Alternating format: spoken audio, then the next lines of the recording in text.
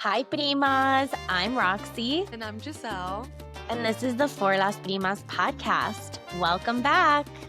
Welcome back, everyone. So today we're diving into a topic that literally runs our lives, the menstrual cycle, and how it affects our moods, energy, and emotions. Why do I feel like a boss one week and the next week I'm crying because someone looked at me the wrong way?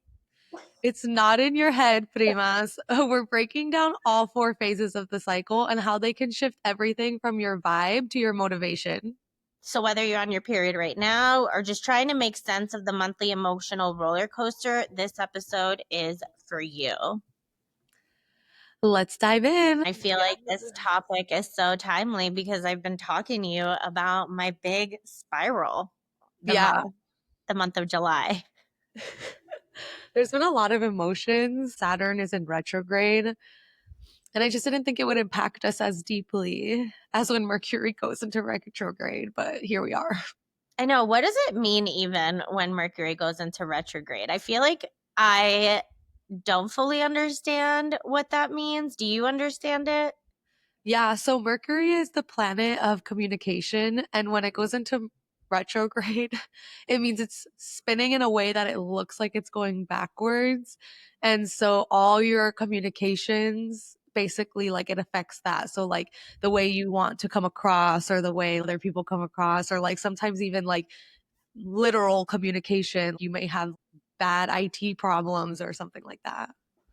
So And people just panic because they're like, oh shit, like now nobody's going to communicate effectively when Mercury's in retrograde. okay, thanks for clearing that up. I didn't know. I mean, I hear it all the time and they're like a lot of people use that to like explain their moods. I didn't really fully know what that meant. Yeah, I feel like I don't get the spiral every month, but when I do spiral, it's a deep spiral. This was 2 weeks ago. I had an interaction with someone that felt really bad for me. And after that happened, I spiraled. And it was in a professional setting. And so the imposter syndrome came in hard. I almost like couldn't find a good quality about myself, which is crazy because I do love myself and I do think that I am very worthy and I practice a lot of, affirmations, and that's a big part of my practice. But I couldn't get out of this one. It took me a couple of days of like sitting with it. And luckily, my family was out of town. So I had time to like sit and journal and process and think. And it brought up a lot of old wounds for me. And it's the self love wound was the biggest one. And we've talked about it before where I feel like I didn't love myself enough in my 20s. And so I allowed people, especially men in relationships that I was in, to treat me in a way that I would never today. Like I just accepted so much. And I feel like my journey to true like self-love and radical self-love is a work in progress. But I feel like with that spiral, all of the limiting beliefs that I've ever heard about myself came up in that one instance. And it brought up these feelings of inadequacy or I'm not good enough. De calladita te ves más bonita. Siempre estás hablando. You don't need an opinion about everything. And then a couple of days go by and I get my period. And I'm like, oh, okay, that's what that was. And I actually feel great now. I feel amazing. I'm like, I love myself. What the hell was wrong with me? Who was that person? I don't know Yeah. her. I don't know her. So that was the big spiral. That's a big spiral, honestly. And it's also crazy because sometimes you don't realize that you haven't like completely closed that wound until that spiral has to happen. And you're like, why'd you have to tell me like this? Why couldn't we just find out a different way? Also, I feel like every couple of years I have to work on the same wounds or I have to work on the same thing. I feel like self-work, we think that once we like work on something that automatically we're healed and we're better, but it's such a continual process that for me at least, it No, feels every couple years I'm kind of readdressing the same things. And for some topics, it's every couple of months, right? Like it just depends what it is. totally.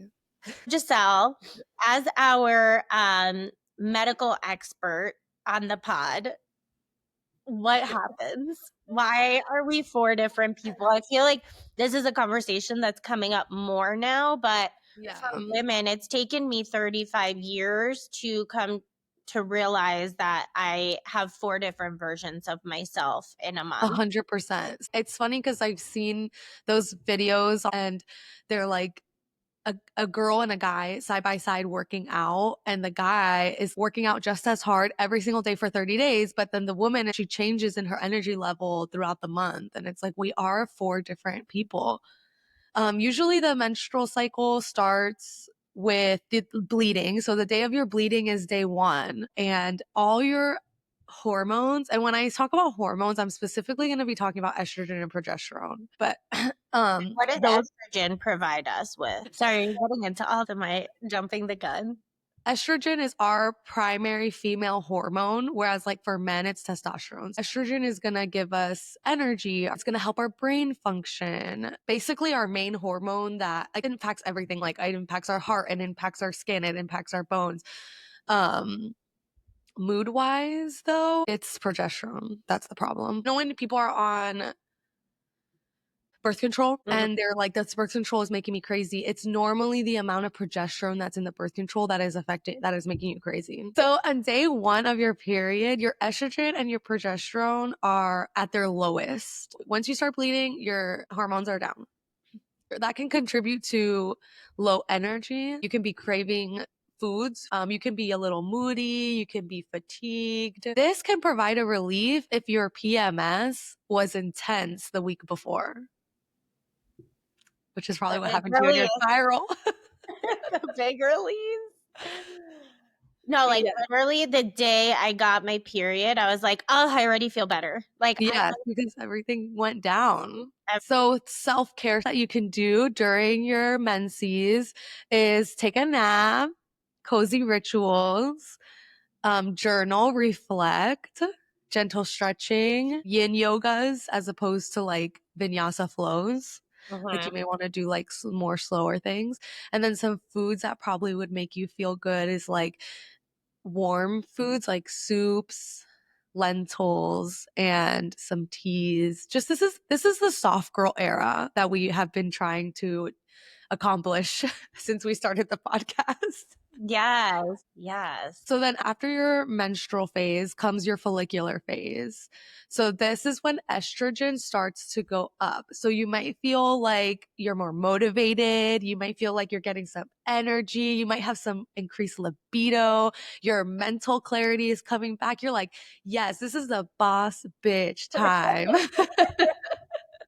No, literally, I'm like, who was she last week? Like, I Yeah. don't even know her. Like, she was crazy. I also did a really hard workout class yesterday for the first time in a while. Honestly, it's just, again, just so night and day from how It different is. I was last week to this week. Literally on my tip sheet for follicular phase is try new workouts. Yeah, there's so much motivation now. Yes, yes, exactly. Get a haircut. Get a That's on haircut. here too. No, I was gonna say people are cutting their bangs, but I think they cut their bangs No. when they were PMSing. Yeah. And That's now they're like, I gotta fix it. After that comes your ovulation phase. And that is gonna be around day 14. So we're like halfway through. If you and I'm generally speaking, like if you have a regular cycle. Day 14 is when you're at your peak. So all your hormones have been like they were started off low with your menses and now they've been climbing. And then now when you're ovulating, everything's at its peak. So you might again with the high libido, glowing skin, confidence, flirty, outgoing, kind of the same as like follicular. Follicular into ovulation. Ovulation phase is actually kind of short. It's probably like a couple days. So it's just all growing until it peaks. And then comes the luteal phase, which is when everybody crashes out. And the luteal phase,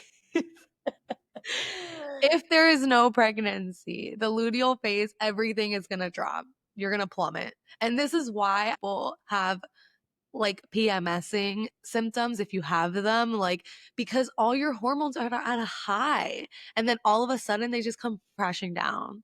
So of course you're gonna feel like you lost all that energy. Like a different version of yourself. It's like 90s angst. Like Yeah. all of that like 90s angst music comes together for women in 1 week before their period. And then not to mention like you're bloating, you may have acne. So then you start also not looking like you were looking before. Like for me at least, I'm like, I'm the hideous I've ever been Yeah. in that moment in the luteal phase. Yep. Yep. Yeah, And which I'm like very makes moody. things just that much worse. You're already feeling bad about yourself. I think there's something sacred, obviously, about a woman's cycle, especially after learning more about the different weeks and what your body goes through and the hormone levels. Like, there is something sacred about coming face to face with yourself and the dark side of yourself.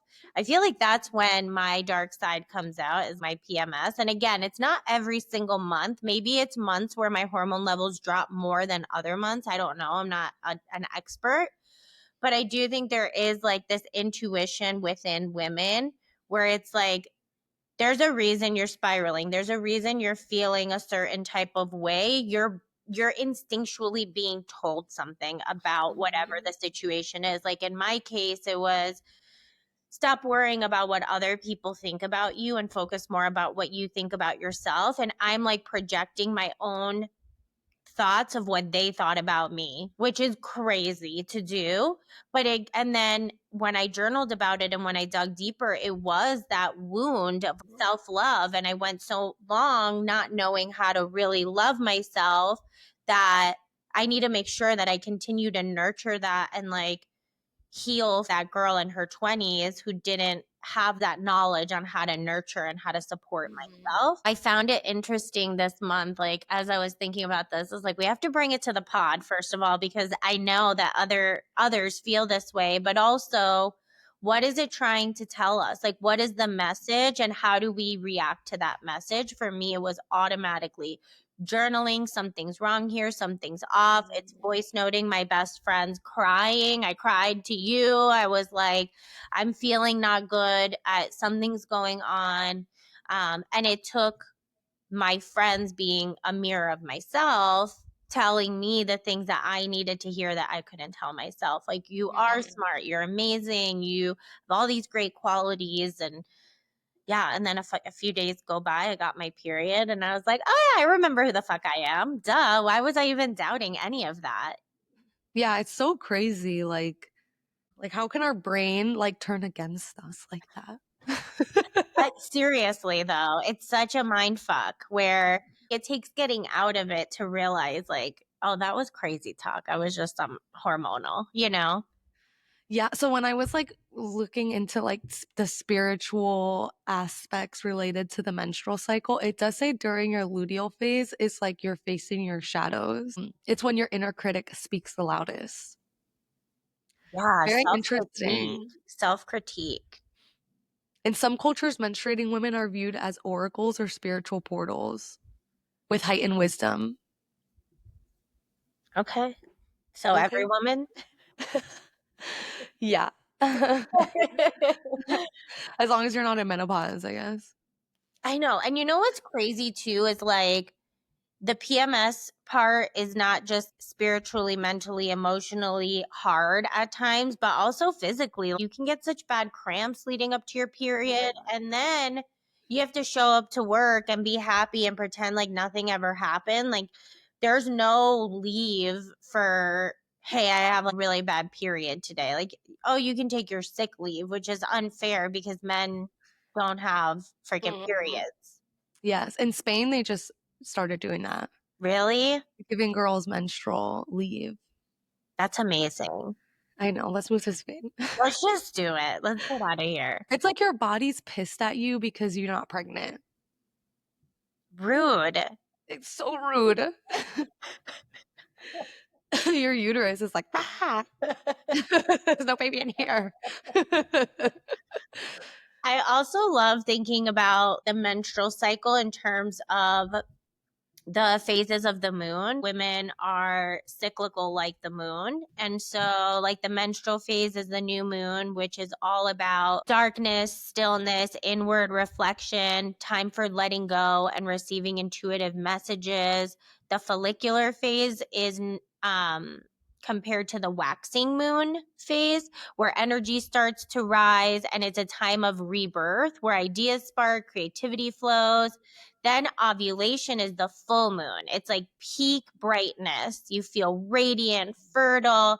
The full moon symbolizes visibility, connection, manifestation, just like ovulation. And then the luteal phase is the waning moon. So the light starts to fade, the body and soul begin clearing space, preparing for release, old emotions surface for healing. This is shadow work territory. Yeah. So That luteal phase is just so messed up. yo, the luteal phase is our dark side. It is. It Dark is. side of the moon. The good news about the luteal phase is that it should always be 14 days. I mean, bad news and good news. Bad news is 2 weeks is a long time to spiral. Good news is it's going to be 2 weeks as opposed to like the follicular phase. That phase varies in all women. So some of them go longer, some of them go shorter. And which one was the follicular? Oh, that's where our energy starts to come up. Yeah. So like in women with PCOS, for example, they may have longer follicular phases. Do you find that as a medical professional, like learning about these phases, has that helped you to understand yourself throughout the month when you're getting your period and all of that? For sure. For sure. Yeah. I don't always think about it. I had the spiral and I didn't even think about when I was getting my period, but I got my period 7 days early. So that was like a whole crazy town It thing. threw you off. It threw you off. It It was threw me like off. So if you're not regular, you can't really fully know, but I think you can feel it in your body. So like I know that the times in the month when I have that energy burst or I feel energetic, that's my time to organize my house. That's my time to hit up the gym. That's my time to optimize my workouts, my outside time. Because there is going to come the time where it's going to dip and I'm just going to want to be inside. I kind of like become this hermit who needs to journal and think about my life. Yeah, but you're also really in tune with your body. Like you personally, I think you are really in tune with your body. Thanks. I mean, I've been in it for almost 36 years. I hope so. The craziest thing I'll never, when you had your fibroid, you were like, I just knew it. And I'm Yeah. like, I don't even know if I would have known it like that. I had a myomectomy because I had a fibroid in my uterus, but I felt like I was pregnant. And I was like, something is wrong. Something is not right. And then when I went, I had a 1 pound mass in my uterus that they needed to take out. That's so crazy. The shit women go through with our bodies is insane. We, Another thing that I found really crazy through that process was a lot of medical professionals sort of saying, like, well, if you don't want more kids, just get your uterus out. And something about that felt really invasive for me because I'm like, my uterus is my womb. I am young. I would like to keep it. Thank you. What is your take on having a uterus or not?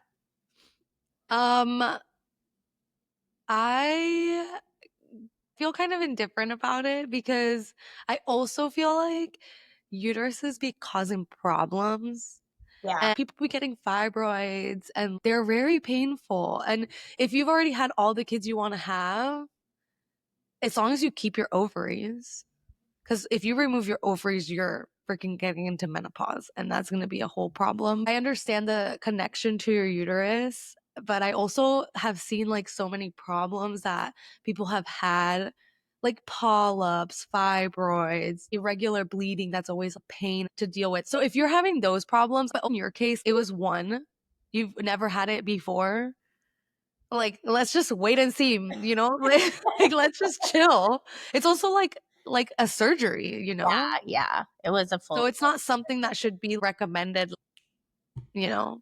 No big deal, just get it removed. Like it kind of is a big deal. Yeah, for sure. I feel like there's not enough research around where this is where my homeopathic side comes out, where it's like there's so many teas that support women's health function. There's so much food, like you talked about cycle syncing. I had a friend share with me seed syncing during your cycle throughout the month, and there's something about having certain seeds like pumpkin seeds, sunflower seeds during different times of the month that helps with your hormone levels. And I wish there was more mainstream conversation about that versus just like, oh, well, women just are crazy and you have to live with the way your hormones and your brain is, or take an antidepressant. It's like, is there a middle ground that we could lean into, that we could learn more about in a more holistic way? That, of course, like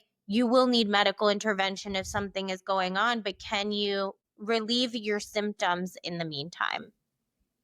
Yeah, depending on how severe you're feeling, are you able to try this before we go into the antidepressants or something like that? Or Yeah. your symptoms that severe, like you need help right now, then yeah, we'll go straight to like the antidepressants. But are you know, like it depends for sure. I wish there was more research on these more like homeopathic things because it's very interesting. Our conversation we had with Lily, I do think a lot of our not cures, but like reliefs and are through plants. And I do think like it's out there and it's available to us. Like, Yeah. Yeah. I remember one of my girlfriends gave me nettle teas. And that was like, she's like, take it throughout the month and it helps with your cramps. And it really did. And I know raspberry leaf tea is also really soothing and calms the uterus and the nervous system. Magnesium is so important. So I wish there was just more focus on that, but definitely seed cycling. If you're somebody who has a lot of cramps or hormonal imbalance, highly recommend that. um, One way that I know that I'm in my luteal phase is the voice of my husband starts to bother me in a different way, or just triggers. Like I will just be in meetings and be like, what is anybody even talking about right now? Like, are we really doing this right now? Like I get, and then I'm like, oh, when am I getting my period? Oh yeah, okay. There's like this irritation. 100%. My husband can't even breathe next to me when I'm in my luteal phase. I'm like, if I hear you take one more inhale. Oh my gosh. Um, So I really recommend, if you go through a spiral, lean into it and learn more. I think in the past I used to be like, oh, I'm like spiraling. Like, why do I feel this way? Like, I feel so depressed and I don't know what's wrong. And I would just like block it out. I would like go out with friends, or I would find a way to distract my mind. But leaning into it and journaling and trying to like get to the root of that was a really powerful exercise. And when I got my period, that release, it was like I got rid of that. I was like, okay, we moved past it. And it was almost like a physical way of moving through something. Yeah. I feel like we need to do an episode on like avoidance and attachments and stuff like that because I can see like I can see how you would want or someone would want to like avoid that Uh-huh. and be like, let's just ignore it and let me just keep going on with my life. Maybe like I would do that. Yeah, just like, that's good. We're good. It's like Okay. I'm just gonna cry about it and move on. But it would come up again. It Yeah. would come up at the next time or the next spiral until you deal with it. The Yep. only way through, what's the saying? The only way through is through.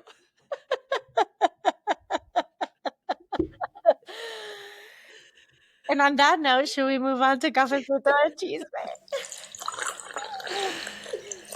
Yes, cafecito chisme.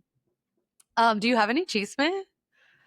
I've been seeing a lot of clips of J-Lo's tour, and I just die a little bit inside. Like, I support women. I love women, Latina women. But J-Lo gets up there and she's about to hit a note, y no sale nada. Or like, it's like a, she's like sitting and I'm like, baby girl, you're not a singer. Like you have music Yeah. and you're a performer, not Yeah. necessarily like a singer. And it just gives me anxiety for her. Yeah. Did you see her trying to read the Spanish? I don't know what the hell she was trying to say. She was trying to say something in Spanish at her concert. And she's looking at a teleprompter screen. And I don't know what she said. I'm like, this is giving me gente Latino right now. I saw that in like a reel where somebody then put the bridesmaids para vivar en la casa Yeah. escuelas. Yeah. And even like the bridesmaids clip made more sense. It's Poor hard. I don't J-Lo. want to shame the No Sabo kids, but You know, yeah. also I think she's just very confident, and sometimes I'm like, oh, okay. Yeah, but it's not shame to the Nosabo kids if you're literally J-Lo and You have all the you have every resource to like learn Spanish. resources. That's how I feel about Selena Gomez. I was joking with my cousin. She does not like Selena Gomez. And I just recently learned that. It's like you'll bring her up just to bring her down.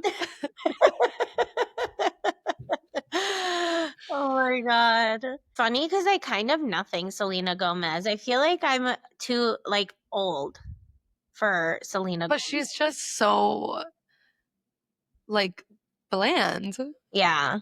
Good thing about Selena Gomez is that she does a lot of charity and gives back a lot of money. So like I feel like that's the one good thing about her.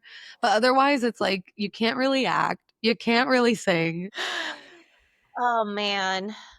Well, thanks for listening, primas. If you are spiraling, if you are menstruating, or if you're on the up and up, wherever you are, honor yourself, honor your cycle. Listen to your body. And don't feel bad if you need to rest. You're probably in your luteal phase. Let us know what you think, how you feel, and let's start sharing tips of ways that we can support each other. We'll talk to you next time.